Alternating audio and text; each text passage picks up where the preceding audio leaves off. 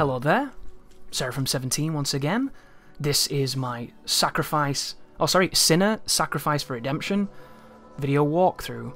This is the greedy Faiz Tilus fight, and this was the first boss that I ever fought in this game on my first run. And what a boss to pick, because I think that this is probably the biggest troll in the game.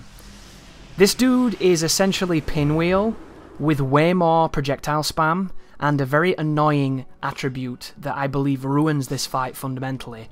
However, I do love how this guy looks, and I adore his animations. All the flapping and all the silly stuff that he does, and like his little caravan on his back that's got all his belongings. I think he's a wonderfully designed character with a lot of charm, and it's just there's a few things that compound in making him a little bit more difficult than he perhaps is. The first one is the location.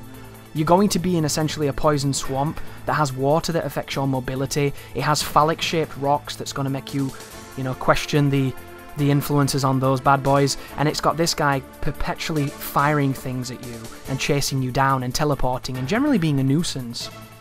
The performance here is also not the best on a base Xbox. It makes it way more difficult than it really needs to be. And it's unfortunate, but it's just how the game works.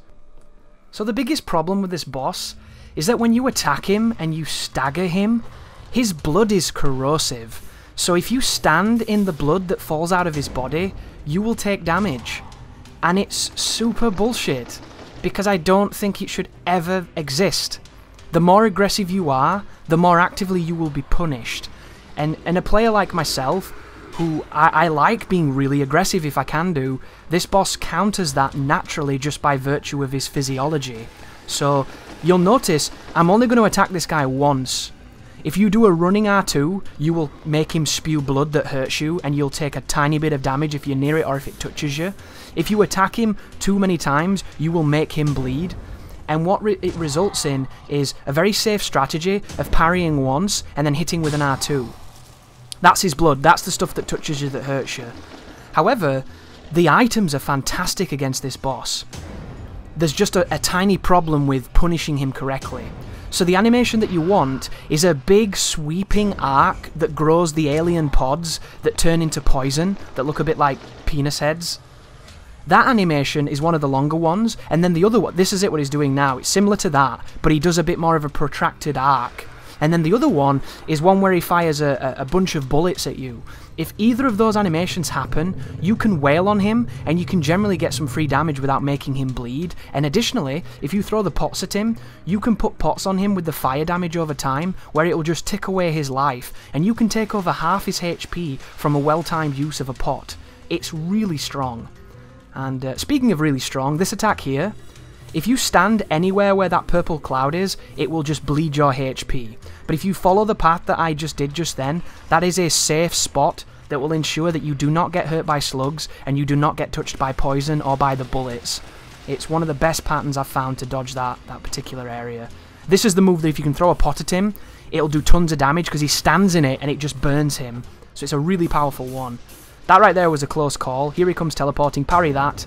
He only has 3 attacks. He has a right slash with a scythe that's quite quick, he has a left slash with a scythe that's quite quick, and then he has a very slow and deliberate overhead. Each of them can be parried. That's the move. That's the other move that you want to attack. Whenever he does that move where he raises his arms and then he sweeps it under and the penises turn up, you can do a full combo on him. This is it. You can attack him without interrupting him and without making him bleed. However, a lot of these animations do different things. So if you think it's one thing and you go to punish and it's a different thing, you will eat an attack and there's not much you can do about it. And it's one of the things I despise about bosses. I do not like any boss that has the same startup for multiple attacks, because it leads to ambiguity and you can never be certain that it's the right one, and I've never agreed with that. And right now, I want to give the game some leeway, and I want to just say that I haven't quite noticed the subtle tells, and maybe the animations are just very similar, but there are times when it feels like they're identical, and I can't help but call that questionable design, as much as I still really like this fight, even though the performance is really stuttery. But here is the penis move that you can punish really well. That's him waving his arm, which means he's going to fire the mad casting of Danmaku bullets. That's him waving again, there's the eyeballs. These are what I call the lazy eyes, because they all come at you at a speed that's a little slower than you might expect. And of course, never stand in the poison. If you stand in the poison, you can go into the water to heal it, but it heals so slowly, half the time it seems like it's a waste of time to do that. Here's him waving his arms for the phalanx again.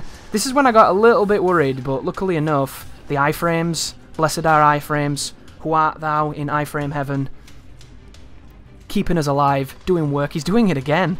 Look at this! I got like the dirtiest pattern today. It's my fault though, because I'm not punishing him. It's 100% my fault. But when you can take damage off of his blood in recovery, it makes you really nervous to engage. I'm afraid that if I hit him, I'm going to get splashed on, and it's going to ruin the run. Because I wanted to get a clean run for this boss, because I don't think he's a difficult boss, I just think he's got bad design. And I don't want to say that, because I really like this game, and you know, I think it's worth your attention in so many ways, and considering that there's like 5 dudes developed it, I think they did a superb job.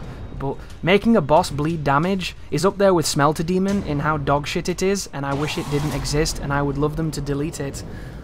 But that's the end of Mr. Faiz Tilus. I'm going to do the whole, I have no idea what just happened, take that, a couple of confused emotes, and then I'm going to finish him off with the full banishment. So thank you so much for watching, guys. I hope the guide is helping, and you take care now.